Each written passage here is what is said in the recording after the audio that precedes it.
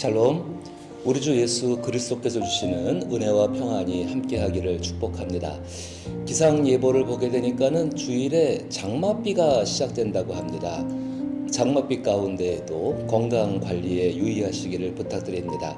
오늘 토요일에 함께 묵상할 말씀은 마태복음 18장 6절 말씀입니다. 제가 말씀을 읽어보면은 누구든지 나를 믿는 이 작은 자 중 하나를 실족하게 하면 차라리 연자맷돌이 이 목에 달려서 깊은 바다에 빠뜨려지는 것이 나으니라. 아멘. 이 말씀은 제자들 사이에서 누가 더 크냐, 누가 더 잘났냐, 누가 더 예수님이 사용할 수 있는 사람이냐 하는 논쟁 속에서 나온 말입니다. 이 한 절 말씀만 가지고는 충분하지 않지만은 그래도 이 말씀 가운데에서 우리가 늘 기억하고 있는 것이 있습니다. 나를 믿는 이 작은 자 중 하나를 실족하게 하면 차라리 연자맷돌이 그 목에 달려서 깊은 바다에 빠지는 것이 낫다. 예수님 말씀 가운데 분명하게 작은 자를 실족시키지 마라. 그것도 믿는 자 가운데에서 주로 보게 되면 우리 교회의 초신자 혹은 주일학교 학생들, 청년들에 해당하게 되는 것입니다. 우리가 말하는 소위 다음 세대입니다. 그 다음 세대를 기성세대가 실족시키지 말라는 것입니다. 분명히 예수님은 교회 안에서 일어나는 일들을 말씀하고 계시고 우리는 이 말씀을 통해서 우리의 교회 생활 가운데 적용할 수 있는 것이 있습니다. 며칠 전에 제 아내가 이런 이야기를 한 가지 해주었습니다. 진리라는 거하고 스토리, 이야기가 같이 살고 있었다고 합니다. 그런데 그 진리가 사람들이 사는 마을에 내려갔습니다. 그런데 사람들이 이 진리가 왔다고 하니까는 창을 다 문을 닫고 내다보지도 않고 한마디로 이렇게 왕따시키는 겁니다. 그래서 진리가 엉엉 울고 있었다고 합니다. 그때 이야기, 스토리가 그 마을을 찾아왔습니다. 근데 웬일입니까? 그 마을 사람들이 이 스토리를 갖다가 환영하고 기뻐하고 막 그런 사람들이 몰려드는 것입니다. 나중에 이제 울고 있는 진리하고 스토리가 만났습니다. 그래서 말을 하는 것입니다. 진리가 물어봅니다. 나는 진리인데 왜 사람들이 나를 환영하지 않지? 스토리가 이야기합니다. 나도 진리를 갖고 있어. 그런데 내가 옷을 잘 입어서 그런 거야. 진리야, 너도 옷을 한번 잘 입어보지 않겠니? 라고 이야기를 했다라고 합니다. 그러니까 이런 의미입니다. 분명히 진리가 있지만은 그 진리에 대해서 우리가 어떻게 옷을 입혀서 우리가 이해할 수 있는 것인가. 오늘 소자 하나를 실족시키면은 연자맷돌을 메고 물에 빠지는 게 낫다고 말씀하신 이 말씀 속에서 가장 중요한 것은 작은 것에 대해서 그리스도인들이 얼마나 자기 마음을 쏟고서 살아갈 수 있는가를 주께서는 말씀하신 거라고 생각합니다. 이런 이야기를 하나 만들어 보았습니다. 한평생 동안 수제 시계를 만드는 장인이 한 분 계셨습니다. 이제 그분이 나이가 드셔서 연세가 많으셔서 이제 모든 일을 정리하고 이분 마음속에 내가 마지막으로 내 아들에게 남겨줄 유품 하나를 만들어야겠다. 그래서 그 유품이 될 수 있는 시계 하나를 정성껏 만들기를 시작했습니다. 정말로 이분은 자신의 축적된 기술과 경험을 쏟아부은 아주 눈부신 작업이었고 그것으로서 시계 하나를 완성했습니다. 그리고 이제 아들을 불러서 유품으로서 아버지가 아들에게 건네주는 것입니다. 이 시계가 내가 남겨줄 수 있는 유품이란다. 근데 그 아들이 그 시계를 바라보고서 고개를 갸우뚱거립니다. 왜 그런가 보니까는 초침을 금으로 만들었습니다. 그리고 분침은 은으로 만들었습니다. 그리고 시각을 나타내는 시침은 구리로 만들어 놓은 것입니다. 그래서 그 아들이 물어봅니다. 아니 아버지, 초침보다 시침이 금으로 되어야 하는 거 아닐까요? 아들의 질문은 사실 당연한 것이죠. 사람들이 중요하게 여기는 것이 큰 바늘이고 그 큰 바늘인 시침이 시각을 가리키기 때문에 큰 바늘을 금으로 만드는 건 당연한 것 아니겠습니까? 근데 아버지가 의외의 대답을 합니다. 초침이 없는 시간이 어디 있겠니? 작은 것이 바로 되어지만이 큰 것이 바로 갈 수 있는 것 아니겠니? 초침이 걸어가는 길이야말로 황금길 아니겠니? 그리고 아버지는 그 시계를 이제 아들의 손목에 채워주면서 이렇게 말했다고 합니다. 1초 1초를 아껴 살아라. 그 1초가 세상을 변화시킨다. 작은 것이 세상을 변화시킨다는 것입니다. 교회 안에서도 그 작은 것이 존중되고 작은 것으로 인하여서 교회가 성장하게 되고 변화되어지고 그 가운데서 하나님 나라가 시작될 수 있고 성장할 수가 있다는 것입니다. 세상에는 살인이라는 말이 있죠. 방금 한 이야기에다가 살인이라는 이야기 대신에 살시라는 말을 한번 붙여보고 싶습니다. 시간을 죽이는 겁니다. 한마디로 작은 거를 죽이는 겁니다. 사람을 죽이는 것은 법적으로 다룰 수 있는 일이지만은 시간을 죽이는 것은 자기 양심 속에서 다뤄야 할 일 아닙니까? 성경이 우리에게 이야기합니다. 세상이 악하다. 그러므로 여러분들은 세월을 아끼십시오. 그 말의 의미가 무엇일까요? 오늘 이 시계의 이야기가 진리를 담고 있다고 생각합니다. 우리는 모든 삶의 기초가 되는 우리의 작아 보이는 것들을 외면할 때가 많이 있습니다. 그러나 작은 것을 소홀히 하면은 결코 우리 삶 가운데에 하나님이 허락하시는 복된 것들을 누릴 수가 없는 것은 당연한 것입니다. 다시 한번 마태복음 18장 6절 말씀을 읽어보면은 누구든지 나를 믿는 이 자 중 하나를 실족하게 하면 차라리 연자맷돌이 그 목에 달려서 깊은 바다에 빠뜨리는 것이 나으니라.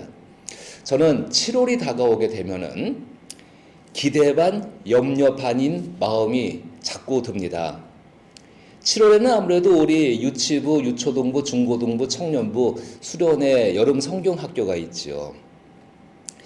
그 성경학교와 청년의 수련회를 생각하게 되면은 우리 교회의 다음 세대가 이번 수련회, 이번 성경학교를 통하여서 얼마나 변화되고 성장할까, 그거에 대한 기대감이 있습니다.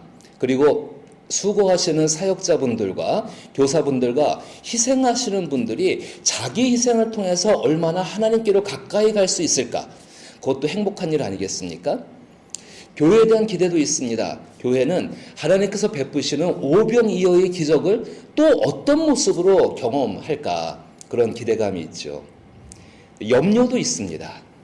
뭐 예산이나 재정이나 장소, 그런 것에 대한 염려가 아닙니다.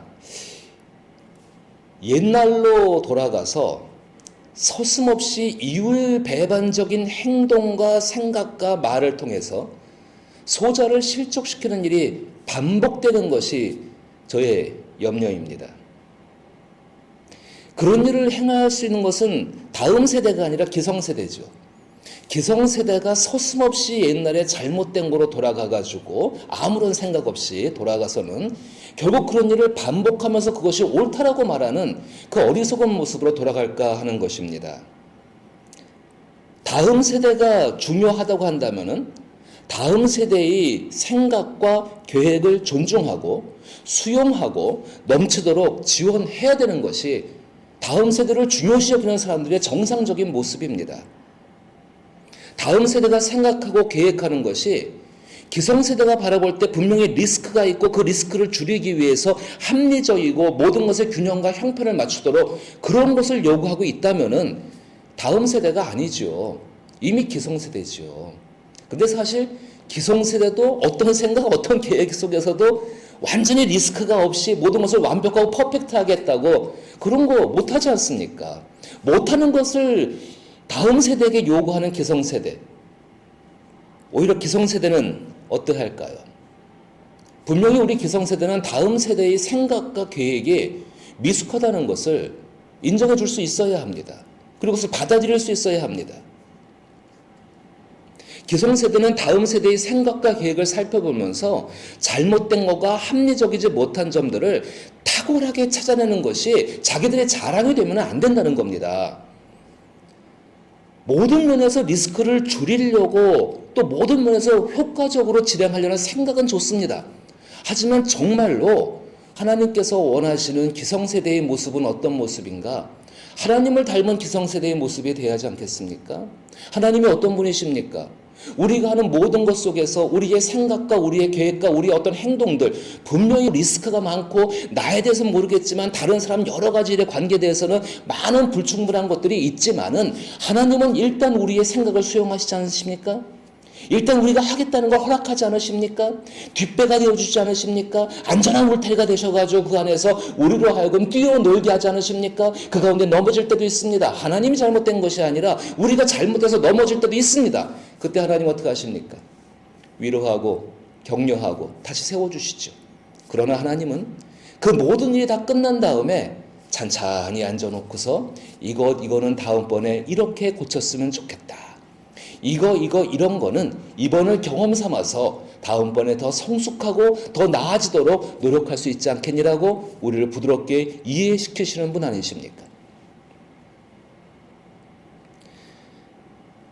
공동위에서 세워놓은 예산 범위 안에서 합리적으로 잘 진행됐습니다.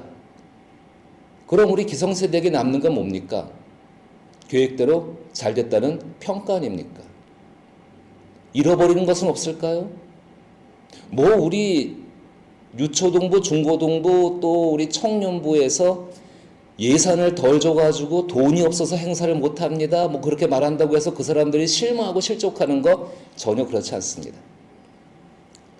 정말로 있으면 있는 대로 없으면 없는 대로 설령 예산 한 푼도 지원하지 않아도 그들은 그들의 공동체와 그들과 서로 만나는 것 자신들의 모습이 어떻게 하나님 앞에 기뻐하게 될 수 있을까를 생각하면서 이 여름을 지나가게 될 것입니다.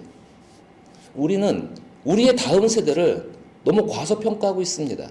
우리가 다음 세대였을 때 경험했던 우리의 옛날 모습만을 생각하고 그렇게 생각하지 말아야 합니다. 확실히 다릅니다.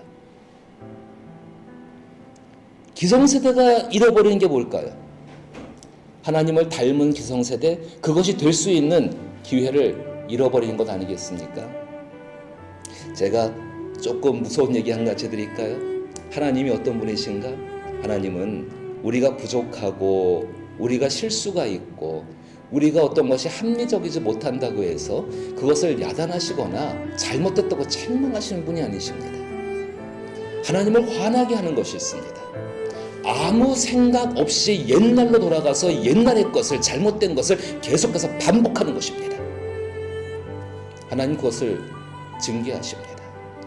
특별히 우리 위더스 교회는 그 잘못 가운데 건짐을 받은 공동체입니다. 그런데 그 공동체 안에서 똑같은 그것을 반복하고 있다면 그 하나님의 모습이 어떨까요? 바로 오늘 주께서 하시는 말씀입니다. 누구든지 나를 믿는 이 작은 자 중 하나를 실족하게 하면 차라리 연자 맷돌이 그 목에 달려서 깊은 바다에 빠뜨려지는 것이 나으니라. 스스로 매는 것이 아니라 누군가 목에다가 그것을 매게 하지요. 아직은 하나님께서 지켜보고 계십니다. 우리가 온전해지기를 원하십니다. 그 온전함의 은혜를 쫓아 이번 여름 주일학교, 청년부 모든 행사 가운데 하나님을 닮은 기성세대다운 그 모습을 보여줄 수 있기를 나사렛 예수 이름으로 축복합니다.